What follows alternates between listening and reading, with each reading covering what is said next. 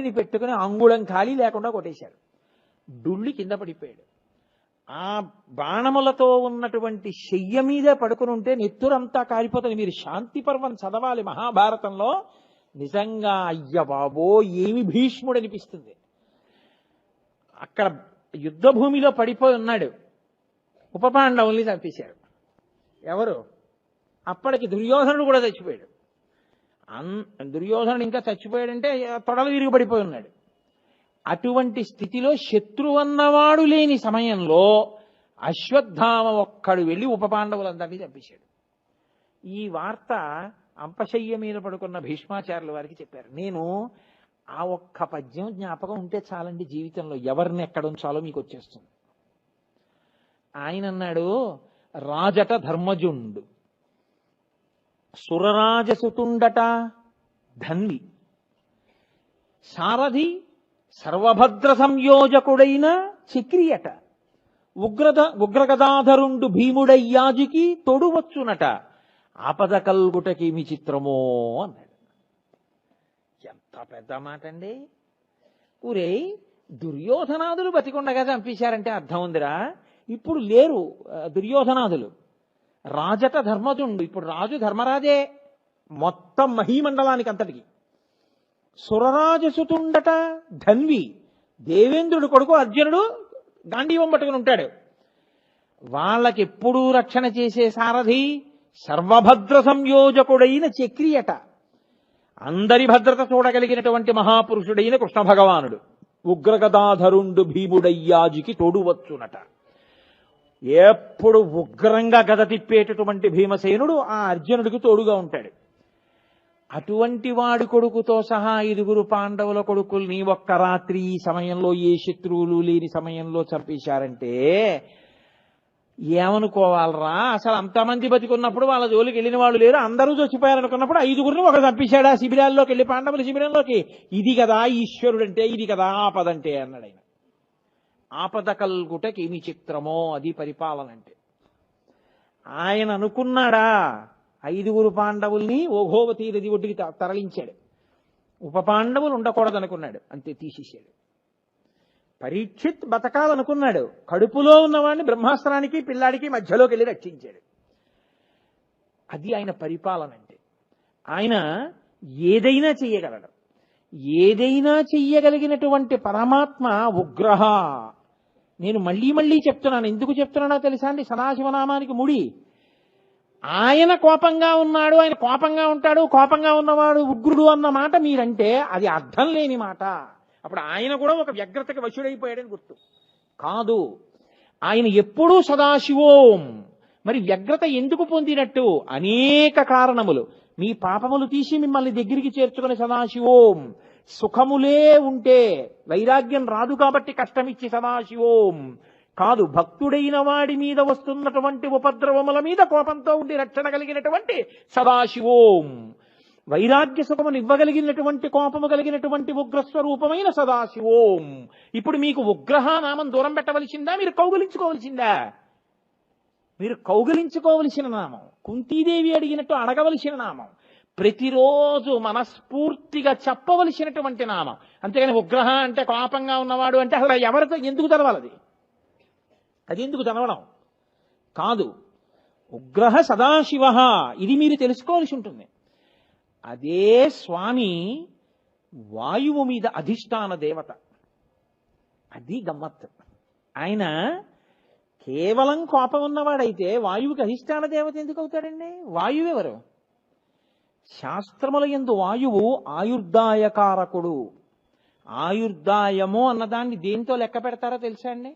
మనమంటే ఇన్ని సంవత్సరాలు బతికాడు, ఇన్ని నెలలు బతికాడు, ఇన్ని రోజులు బతికాడు, ఇన్ని గంటలు బతికాడు అంటాం. ఈశ్వర దృష్టిలో ఆయుర్దాయము ఊపిరులుగా ఇయ్యబడుతుంది. ఇన్ని ఊపిరులు అని ఇస్తారు. అన్ని ఊపిరులు అయిపోగానే ఇక్కడే చిత్రంగా కూర్చొని గుప్తంగా లెక్క పెట్టుకుంటూ ఉంటాడు ఈశ్వరుడు. ఎన్ని ఊపిరులు తీశాడు, ఎన్ని ఊపిరులు వదిలాడు. అయిపోగానే ఆయన ఏం చేస్తాడంటే ఉత్తరయం తీసి దులిపేసుకుని బయటికి దూకేస్తాడు. ఆయన వెళ్ళిపోతే అనాహతము, ఆపబడని గంట ఆగిపోతుంది.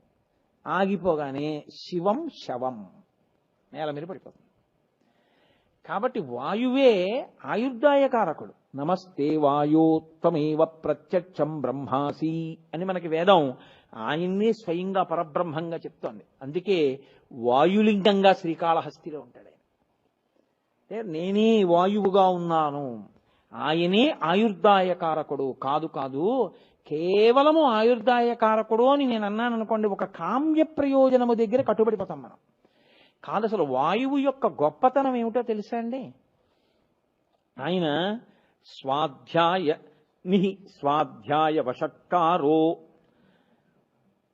న క్రియాం. ఆయన కానీ లేడనుకోండి లోకంలో, స్వాధ్యాయము వషట్కారము రెండూ ఆగిపోతాయి. ఈ రెండూ ఆగిపోవడం కాదు, నిష్క్రియాం. ఆయన కానీ లేకపోతే కార్యములన్నీ ఆగిపోతాయి. కార్యములన్నీ ఆగిపోవడం కాదు, ధర్మచక్రము నిలబడిపోతుంది. ఇది వాయువు యొక్క గొప్పతనం. అది ఉగ్రహ అన్న నామంతో ఆయన నడిపించేటటువంటి పరిపాలన చేసే తీరు. స్వాహాకారం, స్వాధ్యాయం, వషట్కారం అంటే ఏమిటి? స్వాధ్యాయం అంటే గురువు గారి దగ్గర వేదం నేర్చుకోవడం. వేదం నేర్చుకునేటప్పుడు స్వరం ప్రధానం. ఉదాత్త, అనుదాత్త, స్వరిత స్వరం ఉంటుంది. ఆ స్వరంతో మంత్రం చెప్పాలి అంటే ఏది ఆధారం? ఊపిరే ఆధారం. వాయువే వాక్కుగా మారుతుంది. ఇప్పుడు నేను ఉపన్యాసం చెప్తున్నాను అంటే ఏది మారుతోంది వాక్కుగా? నాలో తిరుగుతున్న, నా మస్తిష్కంలో తిరుగుతున్న అనేకమైన ఆలోచనలు ఒక వరుస క్రమంలో ఒకదాని తర్వాత ఒకటి, ఒకదాని తర్వాత ఒకటి బయటికి రావాలి శబ్దంగా. అంటే మూలాధార చక్రం దగ్గర నుంచి కదిలినటువంటి వాయువు ఇలా పైకొచ్చి సహస్రారం దగ్గరికి వెళ్ళి పైకి వెళ్ళడానికి చోటు లేక వెనక్కి తోసివేయపడితే మళ్ళీ వచ్చి నా నోట్లోకి వస్తే, నోట్లోకి వచ్చినటువంటి వాయువుని నాలుక అనేక చోట్ల కదులుతూ నొక్కితే నొక్కబడినటువంటి వాయువు సొట్టలబడి అక్షరములై, అక్షరములు పదములై, పదములు వాక్యములై, వాక్యములు నాలో ఉన్న భావాన్ని పట్టుకుని నాలోంచి పైకొచ్చి శబ్దంగా మీ చెవుల్లోంచి మీలోకి వెడితే నాలో ఉన్న భావం మీలోకి అందుతోంది. కాబట్టి స్వాధ్యాయం, నేను పలకాలన్నా ఊపిరి వాక్కు అవుతోంది. కాబట్టి వాయువే వాక్కుగా మారుతోంది. మీరు వినాలన్నా అదే ప్రధానం. మీరు అని తీస్తుంటే కదా అసలు వింటాం, అది ఆగిపోతే వింటాం ఏంటి? అది లేదుగా ఇహ. కాబట్టి వినడానికి, చెప్పడానికి అదే ప్రధానం. అందుకే గురువు శిష్యుడు కూర్చుంటే ముందు ఒక ప్రార్థన కలిసి చేస్తారు. సహనావతు సహనౌ భునక్తు సహ వీర్యం కరవావహై తేజస్వినావధీతమస్తు మా విద్విషావహై. నేనేది చెప్తున్నానో అది శిష్యుడికి అర్థం అవ్వాలి. శిష్యుడు ఏమనుకుంటున్నాడో నాకు తెలియాలి. అలా పరబ్రహ్మమా మమ్మల్ని అనుగ్రహించని కలిసి ప్రార్థన చేసి మొదలు పెడతాడు. కాబట్టి ఆయన వాయుమూర్తిగా ఉండకపోతే లోకంలో అసలు వేదము చదువుకోవడము లేదు, వేదం పలకడము లేదు, వేదం చెప్పడము లేదు. అక్కడతో అయిపోయిందా? వేదం నువ్వు చదువుకోకపోవచ్చు, కానీ నీకు వర్షం కావాలి, ఒక యజ్ఞం చెయ్యాలి. నీకు ఒక ప్రయోజనం నెరవేరాలి, ఒక హోమం చెయ్యాలి. నీకు శత్రుభయం వచ్చింది, ఓ చండీ హోమం చెయ్యాలి. నీకు చదువు కావాలి, ఒక సరస్వతి హోమం చెయ్యాలి. నీకు విఘ్నాలు పోవాలి, ఒక గణపతి హోమం చెయ్యాలి. ఇప్పుడు ఈ హోమం చెయ్యాలంటే నీకు మొదట వేదం చెప్పేవాడోడు ఉండాలి, మంత్రం చెప్పేవాడు అక్కడ కూర్చోవాలి బ్రహ్మస్థానంలో. ఇప్పుడు ఆయన కూర్చుంటే కదా నువ్వు క్రతువు చేయడం, ఆయన మంత్రం చెప్తే కదా. ఆయన మంత్రం చెప్పాలంటే వాయువు ఉండాలా వద్దా?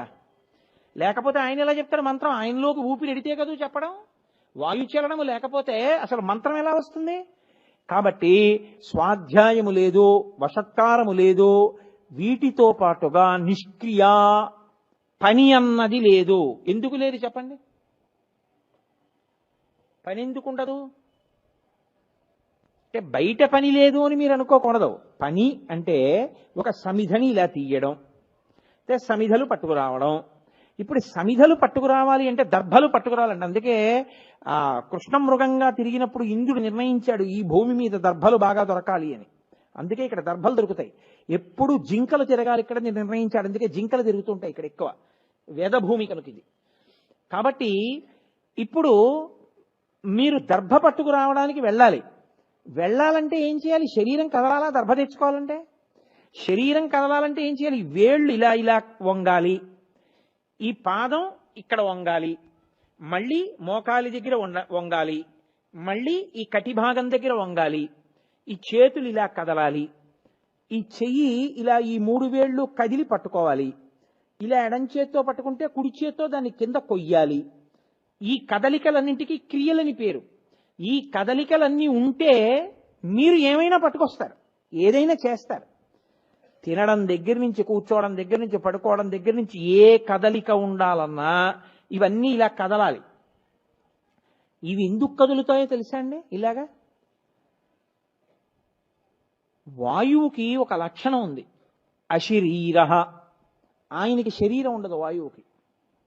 శరీరం లేకపోయినా ఆయన ఏం చేస్తుంటాడంటే ప్రతి శరీరములోకి వెళ్ళి ఆయన శరీరములను పరిపాలన చేస్తుంటాడు. అది ఆయనకున్న గొప్పతనం. అది పరిపాలన. త్రిలోకీశ అన్న మాటకి ఉగ్ర శబ్దంతో అన్వయం అక్కడ వస్తుంది.